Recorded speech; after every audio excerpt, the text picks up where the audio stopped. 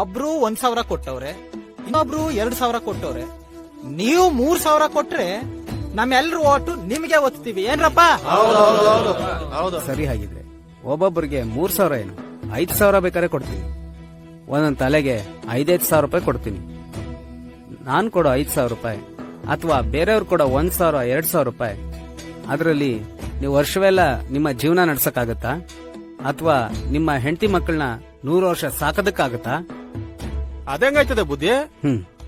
ಬ್ಯಾಗಲ್ಲಿ ಏನಿದೆ ಅಂತ ಕೇಳಿದ್ರಿ ಅಲ್ವಾ?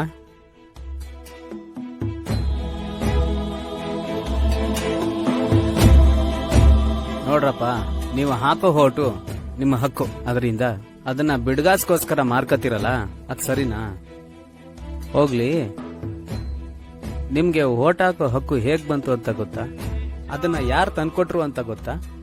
ಒಂದನ್ ಮಾತ್ರ ಚೆನ್ನಾಗಿ ತಿಳ್ಕೊಳ್ಳಿ, ನಿಮ್ಗೆ ಓಟ್ ಹಾಕೋದ್ರಿಂದನೇ ನಿಮಗ್ ಬೆಲೆ. ಕೈ ಮುಗಿಯೋದು, ಕಾಲ್ ಮುಗಿಯೋದು, ಹಣ ಕೊಡೋದು, ಪ್ರೀತಿಯಿಂದ ಮಾತಾಡ್ಸೋದು, ಅದಾದ್ಮೇಲೆ ನಿಮ್ಮನ್ನ ಅವ್ರು ಮಾತಾಡ್ಸೋ ರೀತಿ ನೋಡಿದೀರಾ? ಹೇಗ್ ನಡ್ಕೋತಾರೆ ಅಂತ ನೋಡಿದೀರಾ? ಯೋಚನೆ ಮಾಡಿದೀರಾ? ಇಲ್ಲ. ಯಾಕೆ ಹೇಳಿ? ಈಸ್ಕೊಂಡಿರ್ತೀರಲ್ಲ, ಅದಕ್ಕೋಸ್ಕರ ಸೀರೆ, ಹೆಂಡ, ಬಿರಿಯಾನಿ, ನಿಮ್ಮನ್ನ ನೀವು ಯಾಕೆ ಮಾರ್ಕೋತೀರಾ?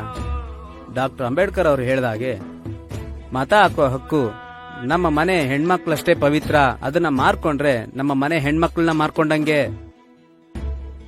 ನಿಮ್ಗೊಂದು ಸತ್ಯ ಹೇಳ್ತೀನಿ, ನಂಬೋದು ಬಿಡೋದು ನಿಮ್ಮಿಷ್ಟ. ನಿಮ್ಮಿಷ್ಟ ಏನು, ನಂಬಲೇಬೇಕು, ಯಾಕಂದ್ರೆ ಅದೇ ಸತ್ಯ.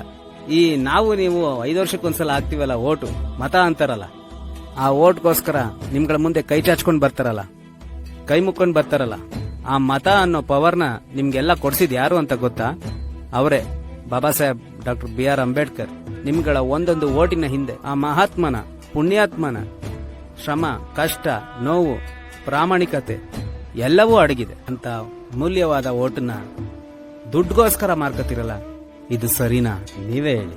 ನಿಮ್ಗೆಲ್ಲ ಗೊತ್ತಿರ್ಲಿ, ಹಲವಾರು ದೇಶಗಳಲ್ಲಿ ಒಂದು ಓಟ್ಗೋಸ್ಕರ ರಕ್ತ ಕ್ರಾಂತಿಗಳೇ ನಡೆದೋಗಿದೆ. ಅಂಥದ್ರಲ್ಲಿ ಬಾಬಾ ಸಾಹೇಬ್ ಅಂಬೇಡ್ಕರ್ ಅವರು ನಮ್ಮ ದೇಶದ ಎಲ್ಲ ಸಮಾಜದ ಜನತೆಗೋಸ್ಕರ ವೋಟ್ ಮಾಡೋ ಹಕ್ಕನ್ನ ತಂದ್ಕೊಡೋಕ್ಕೋಸ್ಕರ ತಮ್ಮ ವಿದ್ವತ್ ಬುದ್ಧಿಶಕ್ತಿಯನ್ನ ಬಳಸಿ ನಿಮ್ಗೆಲ್ಲರಿಗೂ ವೋಟ್ ಮಾಡೋ ಹಕ್ಕನ್ನ ತಂದ್ಕೊಟ್ಟಿದ್ದಾರೆ ಅಂತ. ಡೌನ್ಲೋಡ್ ಮೋಜ್.